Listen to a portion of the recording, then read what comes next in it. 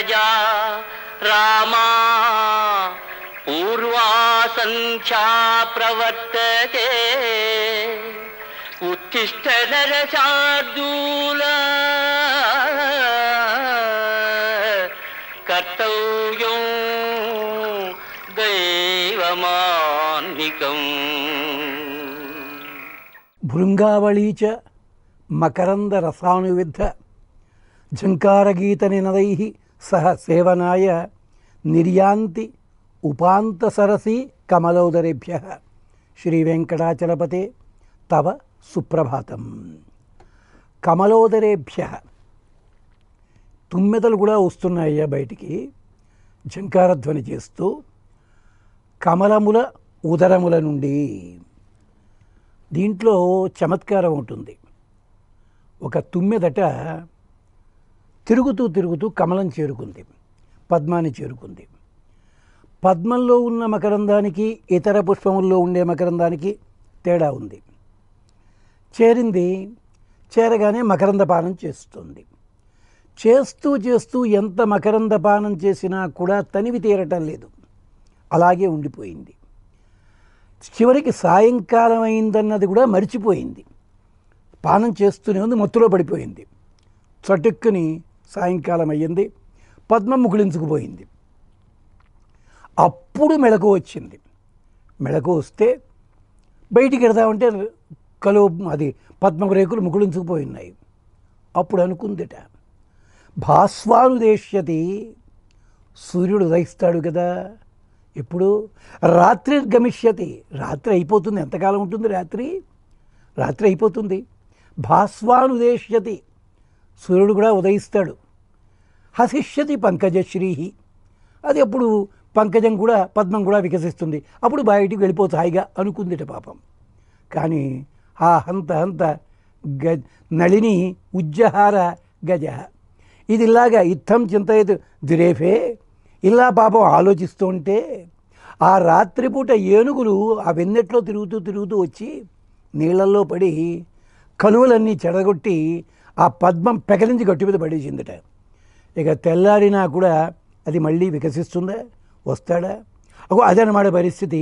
ఆ తుమ్మెదలు ఈసారి ఏం చేస్తున్నాయట, తుమ్మెదలది గుర్తుపెట్టుకున్నాయట. కాదు, వికసించగానే ఆ కలువలు చూడగానే భగవంతుడు జ్ఞాపకం వచ్చాయి వాటికి, మకరందపానం చేశాయి. చెయ్యగానే వాటికి తృప్తి కలిగింది, అనుకున్నాయిట భగవంతుడు మన కోసం ఇలాంటి అందమైన మకరందాన్ని పెట్టాడా. జంజాల బాబాయ్ శాస్త్రి గారు అంటారు, పుట్టబోయేటి బుల్లి బుజ్జాయకై అన్నీ కూడా సిద్ధం చేశావయ్యా, అలాగే రోలంబొబులకై మధువుని తయారు చేశావయ్యా అంటారు. అందుకని భృంగావళీచ మకరంద రసానువిద్ధ ఝంకారగీత నినదైః, అవన్నీ కూడా రకరకాల పుష్పముల మకరందాన్ని తాగి ఆనందపడ్డం కాదు, ఇక్కడ కమలములు చేరిన తర్వాతే ఆనందం కలిగింది. కమలములు చేరగానే కమలాపతి గుర్తొచ్చారు. అందుకని ఆనందంతో బయటకు వస్తున్నాయి. శంకరాచార్యుల వారు అంటారు, నారాయణ కరుణామయ శరణం కరవాణి తావకౌ చరణవు ఇది షట్పదీ మదీయే వదన సరోజే సదావసతు. నా నోరు ఒక పద్మమయ్యా, ఈ పద్మము లోపల ఒక తుమ్మెద ఎప్పుడూ ఉండాలి. ఆ తుమ్మెద ఏమిటది? నీ నామస్మరణ. అదేమిటి నా నామంలో తుమ్మెదలా అవుతుందయ్యా? తుమ్మెదకి 6 కాళ్ళు ఉంటాయి, 6 పదములు ఉంటాయి. నీకు సంబంధించిన మంత్రానికి కూడా 6 పదములు ఉన్నాయి. షట్పదము అదేమిటి అంటే తిరుమంత్రము, ద్వయమంత్రము, చరమమని ఉంది. ద్వయమంత్రం అది శ్రీమతే నారాయణాయ నమః, శ్రీమన్నారాయణ శరణం ప్రపద్యే. దీంట్లో 6 పదాలు ఉంటాయి. అందుకని చూడండి, నా శ్లోకంలో కూడా 6 పదాలే. నారాయణ కరుణామయ శరణం కరవాణి తావకౌ చరణౌ, 6 పదములు. నారాయణ కరుణామయ శరణం కరవాణి తావకౌ చరణౌ ఇది షట్పది. ఈ 6 పదముల మంత్రము నా నోటి యందు ఎప్పుడూ ఉండుగాక.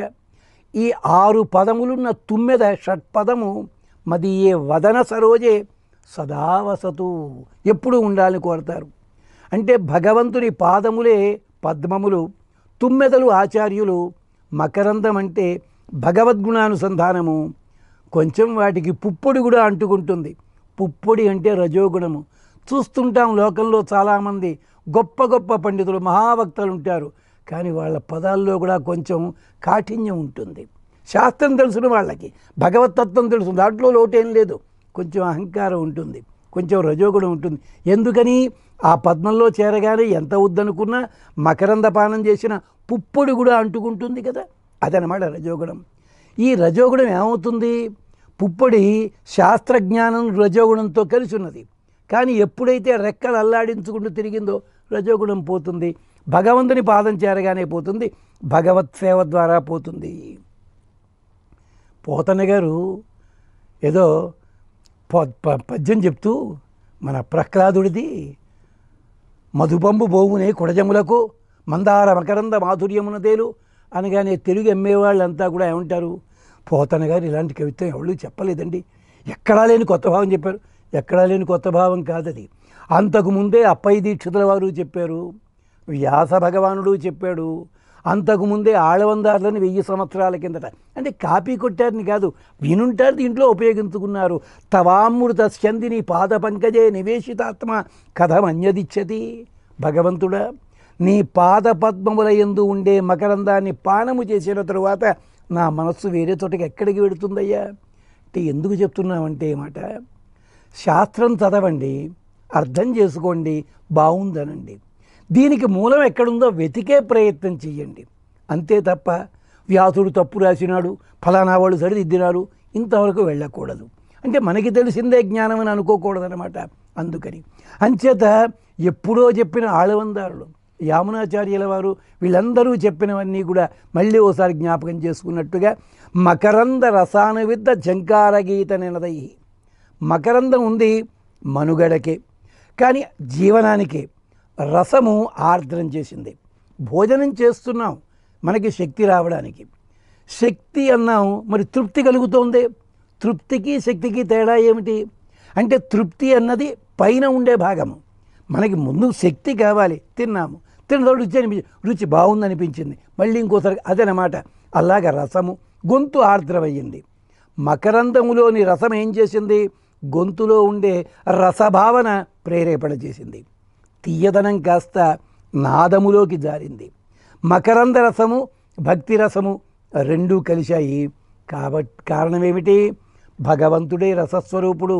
రసో వయసః, రసస్వరూపుడే పరమాత్మ. అంతేకాదు సర్వగంధ సర్వరస అని పేరు. ఆ జంకారం ఎలా ఉందిట? వేదఘోషలా ఉందిట. అంటే తుమ్మెద రెక్కలు టపటప కొట్టుకుంటుంది. ఈ రెక్కలు నిమిషానికిట 2000 పైన సార్లు కొట్టుకుంటుందట. అందుకని ఆ ధ్వని వస్తుందన్నాడు. అది విశేషం అన్నమాట. అంటే రెక్కల ధ్వని నాదం ఎలా ఉంది? ఘోషలా ఉంది, వేద ఘోషలా ఉంది. నినదై సహ సేవనాయ, ఘోష చేస్తూ. అంటే భగవదారాధన చేసేటప్పుడు భగవంతుడి మీద ప్రేమ కలిగితే మనము ఎంత జపం చేసుకుందామనుకున్నా కూడా నోటి వెంట ఆ శబ్దములు బయటికి వచ్చేస్తాయి. అదే జరిగేదన్నమాట. వేదము కూడా అంతే. వేదాధ్యయనం చేస్తున్నారు, ఎందుకు ఆ శృతి లోపల చదవాలి? ఎందుకు నలుగురు కలిసి చదవాలి?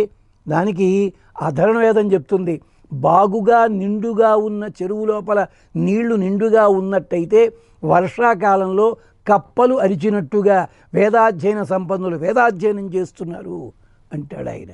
అంటే నీళ్ళన్నీ నిండి ఉన్నాయి, తృప్తి కలిగింది, వర్షం పడుతోంది, ఇంకా అప్పుడు కప్పల ఆనందం అన్నమాట.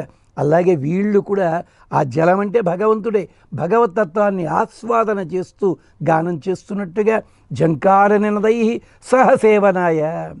కులశేఖర్ల ఒక పాశురం ఉంది, కణ్తుయిలుం మాయోన్ కషల్ ఇణైగల్ కాన్బదర్కు. యోగ నిద్రలో ఉండే మాయావి యొక్క పాదముల జంటని సేవించడానికని చెప్పి పన్పగరుం వండ్ ఇనంగల్ పన్పాడుం, మధురముగా ధ్వనించే తుమ్మెద గుంపులు పాడుతూరి తిరుగుతుంటాయే, అదేనయ్యా వేంకటత్. అగో ఆ వెంకటాచలం ఉండాలి, అక్కడికి వెళ్ళాలి. అక్కడ శంభగం ఆయినిరుక్కుం, తుమ్మెదలన్నీ గానం చేస్తుంటే వెంకటేశ్వర స్వామి పాదాలను చేరుకోవడానికి, ఆ మకరందాన్ని ఆస్వాదించడానికి. అలాంటి తుమ్మెదలు తిరిగే చోట వెంకటాచలంలో ఒక చెంపక పుష్పముగా నేను మారితే ఎంత అదృష్టము కదా. శంభగం ఆయినిరుక్కుం తిరుడై నాయేనే. నేను అలాంటి మనస్సు కలిగిన వాడిని అయ్యాను. కులశేఖరాళ్ళు వారు గొప్ప మహారాజు. ఆయన అడుగుతారు, తిరుపతి కొండ మీద ఒక బండరాతిగా పడి ఉంటాను నేను, ఎందుకని జంతువులన్నీ తిరుగుతూ వాటికి ఏమన్నా కండూతి కలిగినట్టయితే ఒక్కసారి వీపు రాసుకుంటాయి. అలాంటి జంతువులు కాదు, దేవతలే ఆ రూపంలో వచ్చారు. ప్రజలంతా వెడుతూ విశ్రాంతి కోసం అక్కడ కూర్చుంటారు, కొబ్బరికాయ ముక్కలు కొట్టుకుంటారు, భక్తుల కోసం సేవ చేసిన వాళ్ళు అవుతారు. ఏమో కొండలు చదును చేస్తూ పగల కొడతారో ఏమిటో, చెట్టుగానైతే బాగుంటుంది, చెట్ల నీడలు ఉంటాయి. ఏమో చెట్లు కూడా కోసేస్తారేమో. ఎంచేతంటే చెట్లు మొక్కలు పెంచండి ఓ పక్కని 3 కోట్లు, 2 పక్కని 20 లక్షల చెట్లు కొట్టేయడం జరుగుతుంది. ఇదన్నమాట పద్ధతి. ఏమో కనీసం పుష్పంగా మారాలి. ఎన్నాళ్ళుంటా పుష్పంగా మారితేను? లేదయ్యా, పుష్కరణలో ఒక చేప జన్మెత్తితే ఎంత బాగుంటుందో కదా. ఎంచేత ప్రసాదాలు తిన్న తర్వాత వాళ్ళు చేతులు కడుక్కుంటూ ఉంటే ఆ చేతి వేళ్ల సందుల్లోంచి పడ్డ ప్రసాదం కణాలు తిని మోక్షం పొందగలనే. ఏమో చేపలను బతకనిస్తారా వాళ్ళు? కాదు, భగవంతుని నేను చూడాలి. ఎలాగా? తలుపులు మూసేసినా నన్ను ఎవరు బయటికి పొమ్మనకూడదు. ఎలా ఉండాలి? అందుకనిట నీ పెదవిని నేను చూడాలయ్యా అంటూ గడపగా పడుంటా అన్నారు. అందుకనే తిరుపతిలో ఆ గడపకి పేరేమిటో తెలుసునా? కులశేఖరప్పడి అని రాస్తారు. అక్కడ బోర్డు చూచారా? కులశేఖరాలు వాళ్ళు కోరుకున్నారు నీ గుడి ముందట గడపగా పడి ఉండాలయ్యా. కౌసల్యా సుప్రజా రామా పూర్వా సంఖ్యా ప్రవర్తతే ఉత్తిష్ట నరశార్దూల